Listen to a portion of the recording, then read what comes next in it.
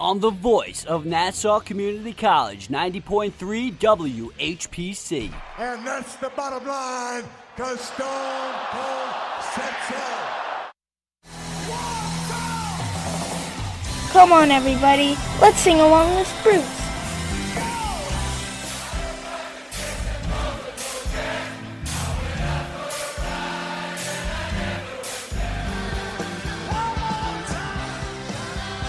Join me, Kim Tracy, for the music of Bruce Springsteen and the E Street Band on Thunder Road, Sundays at 1 p.m. on the voice of Nassau Community College 90.3 WHPC and on the iHeartRadio app. Okay. Yo. Tell your friends about the Nassau Morning Madhouse. Hear what you're missing. Check it out. Check it out. Do you think that if Post Malone was a piece of crispy bread, his name would be Toast Malone? I never thought about that. What if he's like super into Halloween? He'd be Ghost Malone. What if there's like more than one of him, but like he's the best out of all of them, so he's the most Malone? What if he never like stops talking about his own music and he's just like super like into himself? He'd be Boast Malone. Wow. What if he walks the beach? He'd be Coast Malone. And if he throws a party, he's Host Malone. Nassau Morning Madhouse. Weekday mornings from 7 to 9. On the voice of Nassau Community College. 90.3 WHPC.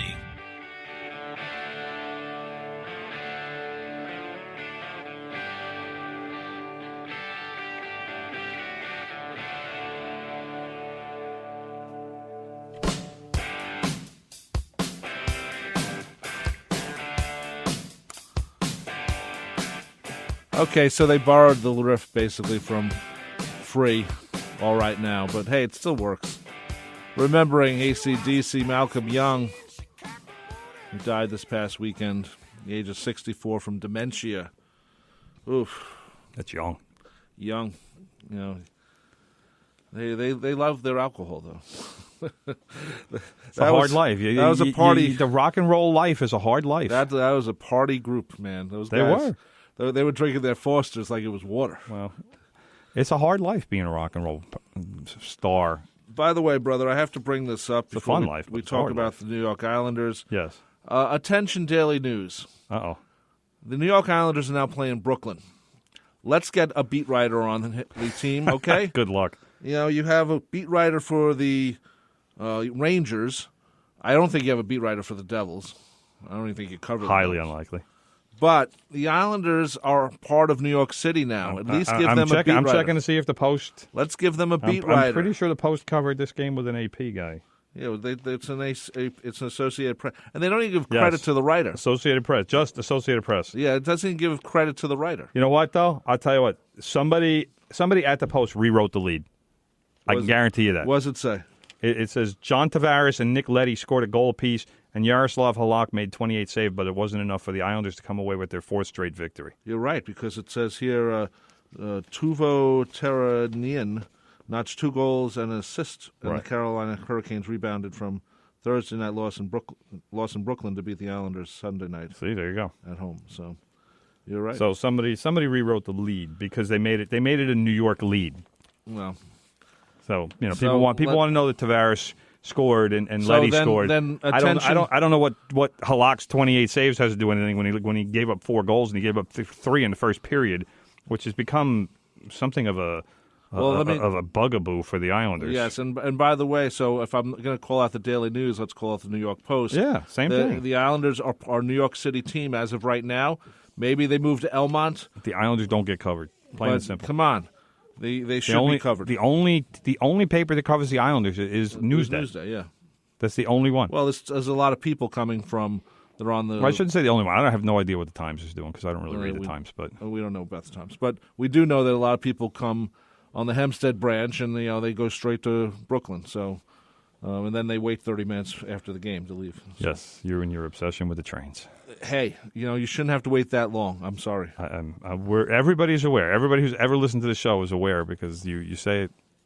Not every show. Probably I didn't say every other show. Anyway, the Islanders lost 4-2 on Sunday. I don't like these Sunday night games, by the way. I'm crazy about it. Because the football's still on, and I always forget that the Islanders are playing at 5 or 6 o'clock, depending on the time or the game.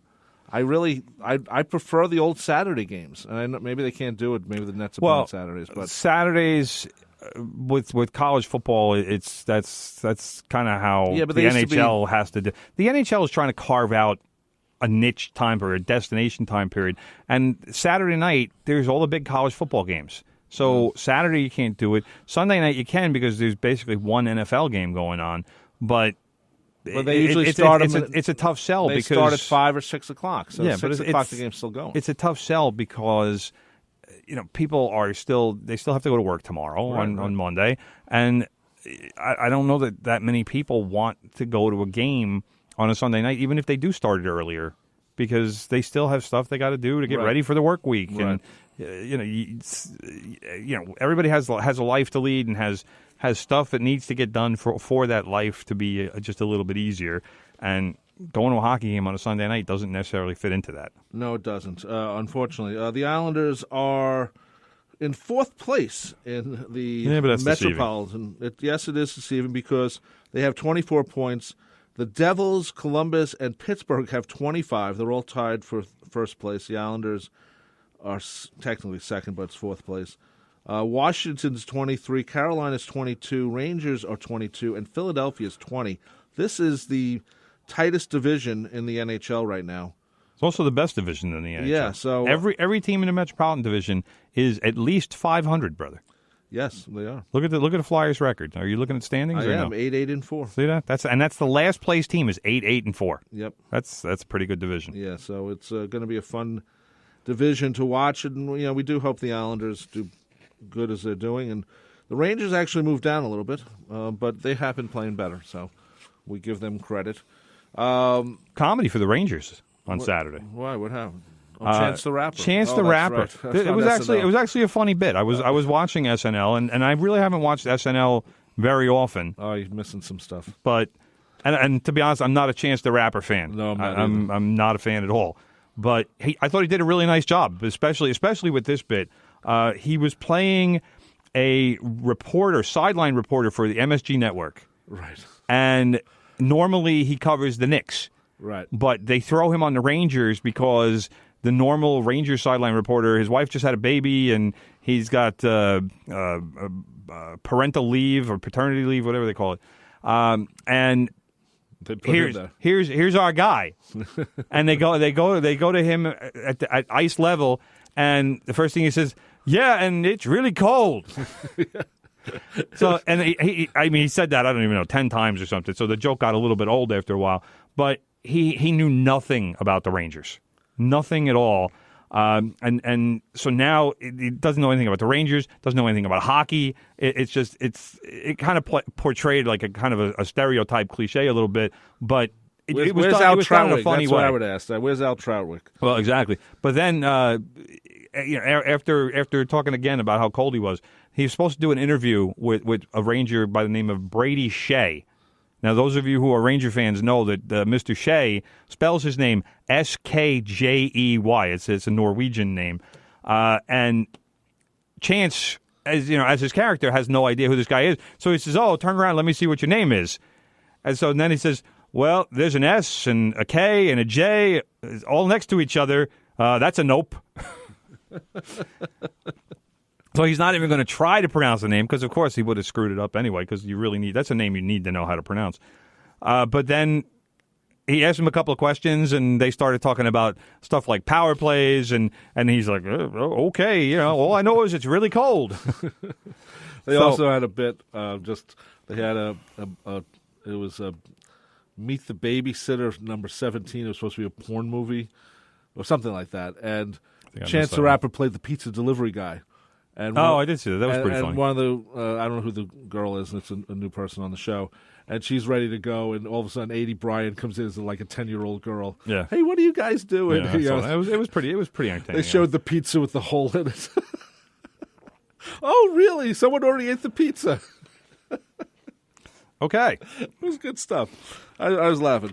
Anyway, we know what's going on with the Islanders. We talked about the Rangers a little bit. Let's get to something last week, brother. I hate to call you out, my friend, my brother.